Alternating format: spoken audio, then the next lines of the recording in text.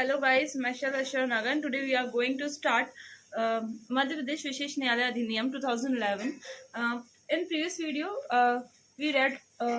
about the section 10. 1 से लेके 10 तक हमने previous जो video है इसमें किया था. Now we are going to start section 11. Section 11 क्या बताता है कि special court not bound to adjourn a trial. मतलब ये बता रहा है कि कोई स्पेशल कोर्ट है shall not adjourn any trial, वो कोई भी पर्पस के लिए ट्रायल को एडजर्न नहीं कर सकता है unless such adjournment is in its opinion, जब तक उसको ये नहीं लगता उसकी ओपिनियन में कि ये जो एडजर्नमेंट मैं कर रहा हूँ ये नेसेसरी है for the interest of justice है और उसको लगता है ऐसे रीजन तो वो राइटिंग में रिकॉर्ड करेगा और तभी वो ट्रायल को एडजर्न करेगा, अदरवाइज उसके पास पावर नहीं है करने की. सेकेंड है कि जो स्पेशल कोर्ट है shall endeavour to dispose of the trial of the case within a period of 1 year from the date of its institution or transfer. Special court के पास क्या मतलब उसको क्या बताया गया है कि उसको 1 year के अंदर उसको क्या करना है कि जो ट्रायल है वो पूरी कंक्लूड करनी है, ठीक है, डिस्पोज ऑफ करनी है with in a period of 1 year. अब किस तारीख से गिना जाएगा? 1 साल जब से उसने इंस्टीट्यूट किया तब से लेके 1 year तक माना जाएगा कि उसको डिस्पोज ऑफ करनी है, ठीक है. नाउ सेक्शन 12 क्या बताता है? प्रिसाइडिंग जज में act on evidence recorded by his predecessor. A judge of special court may act on the evidence recorded by his predecessor or predecessors or partly recorded by his predecessor or predecessors and partly recorded by himself. मतलब कि क्या होगा, जो special court है हम लोगों को पता है इसमें एक स्पेशल जज होता है, ठीक है. अब मान लो उस जज का अगर कोई किसी जज की डेथ हो गई या ट्रांसफर हो गया और उसकी सीट वैकेंट है तो वैकेंट पे उसका प्रेडेसर आया, उसके बाद जो पश्चातवर्ती मतलब उसकी जो सीट पे जो बैठा हुआ है, ठीक है, वो क्या करेगा कि उसके पास जो पहले की जो रिकॉर्ड है, पहले वाला जो सीट पे बैठा था जज उसके स्पेशल कोर्ट का, उसके पास जो भी चीजें रिकॉर्डेड वगैरह है, उसने जो भी एविडेंस रिकॉर्डेड की है, वो जो नेक्स्ट वाला प्रेडेसर्स आता है वो उस रिकॉर्डेड उसको सुन सकता है, ठीक है, मतलब उसको कंसीडर कर सकता है, ठीक है. Predecessor party recorded by predecessor, या तो वो आधा पहले वाले ने आधा रिकॉर्ड किया हो तो बाद वाला जो जज आया वो आधा और उसके आगे स्टार्ट करेगा, ठीक है, या आधा वो रिकॉर्ड करेगा या खुद करेगा, मतलब ऐसे वो कार्रवाई को आगे चलाएगा, ठीक है. नाउ चैप्टर 3 क्या बताते हैं? कन्फिस्केशन ऑफ प्रॉपर्टी, ठीक है, प्रॉपर्टी को जब्त करना, कन्फिस्केट करना. सेक्शन 13 बताता है, यहाँ पे बोला गया है कि where the state government on the basis of prima facie evidence, मतलब प्राइमा फेसी एविडेंस मतलब कि फर्स्ट टाइम देखते ही स्टेट गवर्नमेंट को लगता है या फिर इसको रीजन टू बिलीव है कि कोई पर्सन है जो ये एक पब्लिक ऑफिस को होल्ड कर रहा है या फिर होल्ड कर चुका है पब्लिक ऑफिस को और उसने ये ऑफेंस किया है, ठीक है, तो स्टेट गवर्नमेंट में वेदर और not special court taking the cognizance of offence authorise a public prosecutor for making an application. फिर क्या करेगी स्टेट गवर्नमेंट? एक पब्लिक प्रोसिक्यूटर को ऑथराइज करेगी, ठीक है. अब वो क्या करेगा कि कॉग्निजेंस लेगा, ठीक है, authorise public prosecutor for making an application to the authorise officer, और ये ऑथराइज ऑफिसर को एक एप्लीकेशन देगा पब्लिक प्रोसिक्यूटर की आप कन्फिस्केट करो ये प्रॉपर्टी वगैरह, मनी वगैरह, और जो state government believe set the person have procured by, जो स्टेट गवर्नमेंट को लगता है कि इस पर्सन ने ये जो प्रॉपर्टी है वो प्रॉपर्ड की है बाय मीन्स ऑफ ऑफेंस के थ्रू उसने गेन की है प्रॉपर्टी, तो उनको वो कन्फिस्केट करने के आदेश दे सकेगा. सेकेंड बताता है सबसेक्शन 1, उसका ए क्या बता रहा है कि एक या अधिक शपथ पत्र संलग्न होंगे जिसमें उन आधारों का उल्लेख होगा जिन पर वह विश्वास किया गया हो कि उक्त व्यक्ति ने अपराध किया गया है तथा उस धन की उस रकम और अन्य संपत्ति प्रकलित मूल्य का उल्लेख होगा जिसके बारे में यह विश्वास किया गया है कि अपराध के द्वारा उपाप्त की गई. अब क्या होगा? एफिडेविट वगैरह लगाए जाएंगे, उसमें ग्राउंड्स वगैरह दिए जाएंगे, ये रीजन टू बिलीव मतलब लिखा जाएगा कि जो पर्सन ने ऑफेंस किया है तो उसमें कितने अमाउंट का, कितने वैल्यू का, एस्टिमेटेड वैल्यू का उसने वो किया है, कैसे उसने ऑफेंस के मीन से वो प्रॉपर्ड की वो मनी या वैल्यू, वो सबका उसमें लिखा जाएगा, ठीक है, और वो मतलब शपथ पत्र के द्वारा लगाए जाएंगे उसमें, ठीक है. बी बताता है कि shall also contain any information, उसमें और भी इंफॉर्मेशन रहेंगी available as to the location for the time being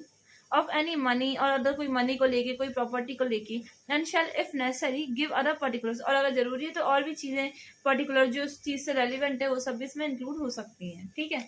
now section 14 बताते हैं नोटिस ऑफ कन्फिस्केशन, ठीक है. धारा 13 के अधीन दिया गया कोई आवेदन, अब 13 में उन्होंने कोई आवेदन दिया, ठीक है, उसे प्राप्त होने पर प्राधिकृत अधिकारी, अब वो आवेदन मिला तो जो ऑथराइज ऑफिसर था अब वो क्या करेगा, उस व्यक्ति पर जिसके संबंध में आवेदन दिया गया है, जो उसमें इसके पश्चात प्रभावित व्यक्ति के रूप में निर्दिष्ट है, एक सूचना की तामील करेगा। अब जिसके अगेंस्ट वो दिया गया था उसको पहले तो एक समन भेजेगा, ठीक है, जिसमें उस समय के भीतर जो सूचना निर्दिष्ट की जाए, जो सामान्यतः 30 दिन से कम की नहीं होगी, उसकी आय, उपार्जन, स्थितियों का स्रोत, उससे पूछेगा कि आप 30 दिन के अंदर अंदर आप बताइए कि आपकी इनकम कहाँ से आई है और ये आपकी जो इसका स्रोत वगैरह क्या है, मतलब कैसे किस सोर्स से आई है ये आपकी इनकम वगैरह, तो बताने की उससे अपेक्षा की जाएगी, जिससे या जिसके द्वारा उसने ऐसा धन और संपत्ति जो अर्जित की है, ठीक है, वह साक्ष्य जिस पर निर्भर करता हो या फिर वो एविडेंस जिस पर निर्भर करता है, वो सारे ग्राउंड्स उसको बताने के लिए उससे पूछा जाएगा कि आप बताइए,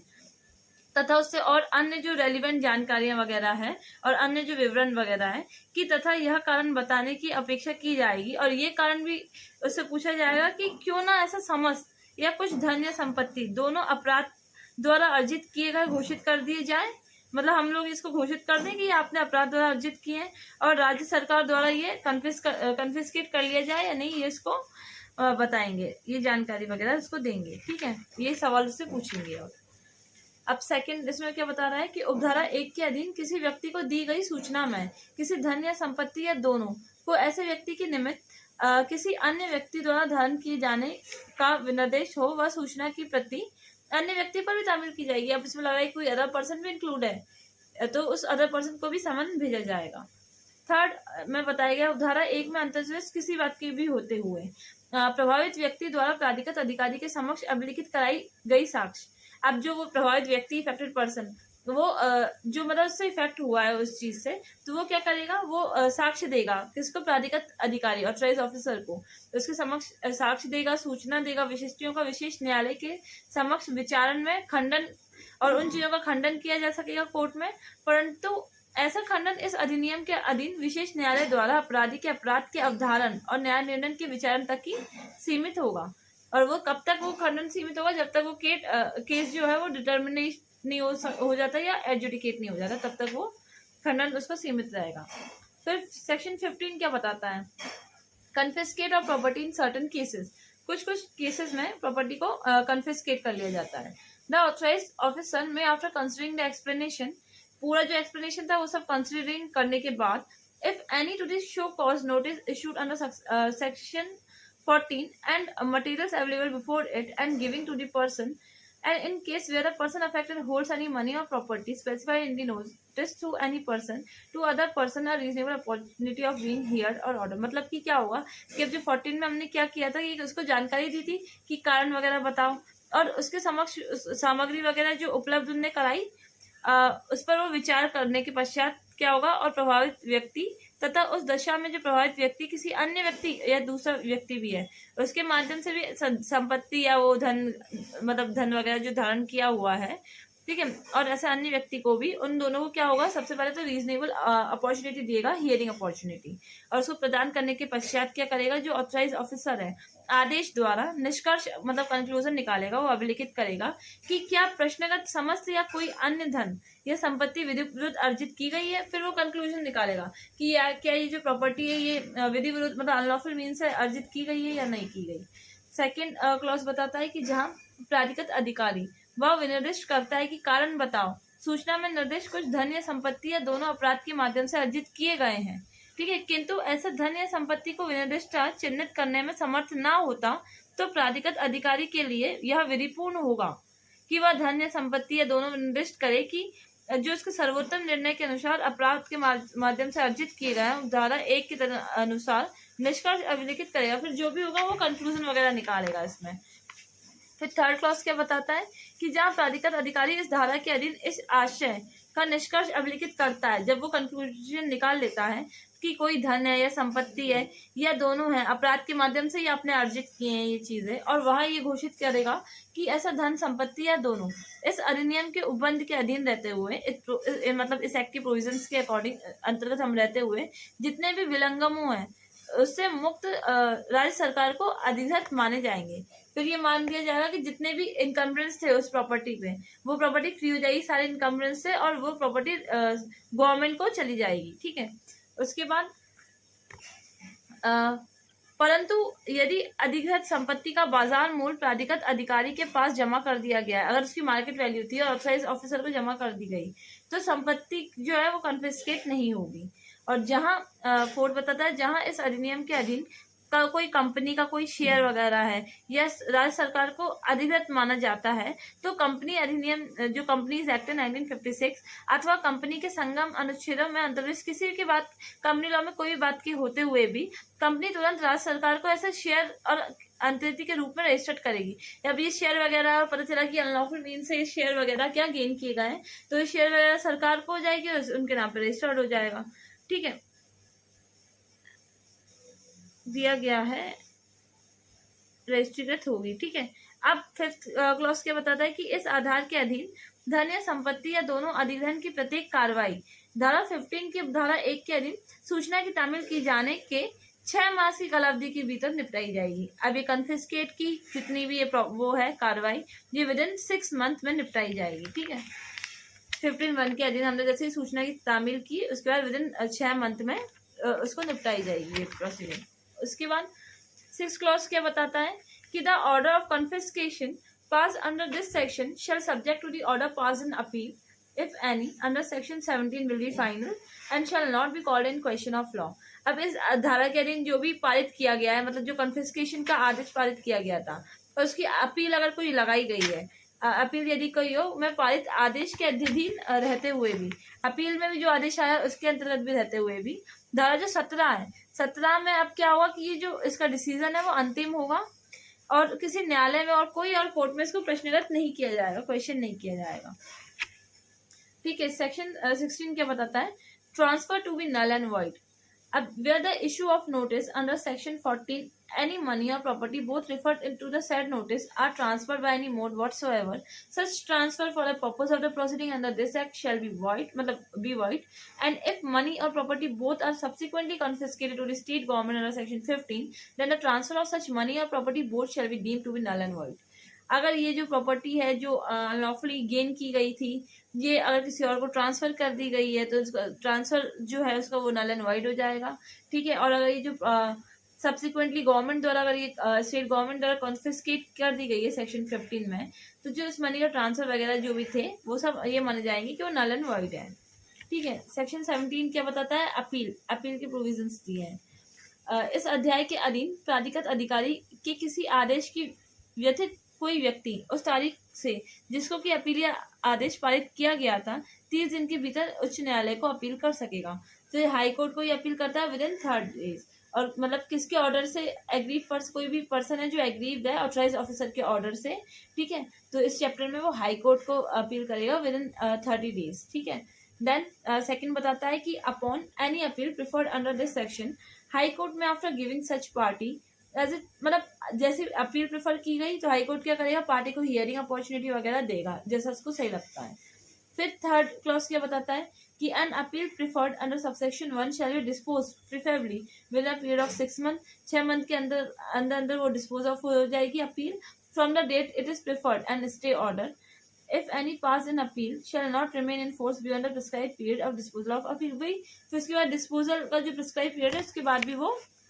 प्रवृत्त नहीं रहेगा, मतलब एक के दिन जो कोई अपील उसके किए जाने की तारीख से 6 मास की कालावधि के भीतर निपटाई जाएगी। ठीक है, और उसका अगर उसको स्थगन भी करना है, उसका आदेश जो भी है, तो अगर अपील में वो पारित किया जाता है तो अपील का जो निपटारा है वो वह जो कालावधि है उसके भीतर ही होगा, उसके परे नहीं होगा, उतनी टाइम लिमिट के अंदर हमें कंक्लूड करनी है। ठीक है, नाउ सेक्शन 18 बताता है पावर टू टेक पोजेशन। ठीक है, अब जहाँ पे कोई मनी है या कोई प्रॉपर्टी है और वो स्टेट गवर्नमेंट द्वारा कॉन्फिस्केट कर ली जाती है इस एक्ट के अंतर्गत, तो द जो कंसर्न ऑथराइज ऑफिसर है शैल ऑर्डर द पर्सन अफेक्टेड, वो जो उससे जो अफेक्टेड पर्सन है उसको ऑर्डर करेगा, एज वेल एज एनी या फिर कोई अदर पर्सन है जिसकी पोजेशन में वो मनी या प्रॉपर्टी है। ठीक है, उनको ऑर्डर करेगा कि आप आइए उसको सरेंडर करिए, डिलीवर करिए। ठीक है, किसको डिलीवर करिए, कंसर्न ऑफिसर को या फिर कोई पर्सन जो इसके द्वारा ड्यूटी ऑथराइज है उनको डिलीवर करें, और कितने दिन के अंदर, with in the period of 30 days from the service of the order, जिस दिन ऑर्डर दी उसके विद इन 30 डेज में उनको क्या करना है, मतलब सरेंडर करनी है। ठीक है, now provided that the authorized officer on the application made in the behalf and being satisfied that the person affected is residing in the property. अब authorized officer को मतलब उसको एप्लीकेशन लगाई गई थी और वो सेटिस्फाई हो जाता है, उसको ये लगता है कि हाँ इसमें क्या है, वो पर्सन रह रहा है ऑलरेडी उस प्रॉपर्टी में, है ना, मतलब सेलिंग द प्रॉपर्टी, और ये क्वेश्चन में है ये चीज कि वो रह रहा है या नहीं रह रहा है, may instead of disposing him immediately from the same permit such person to occupy it for a limited period to be specified on the payment of market rent. ठीक है, देखो क्या होगा कि जब प्राधिकृत अधिकारी है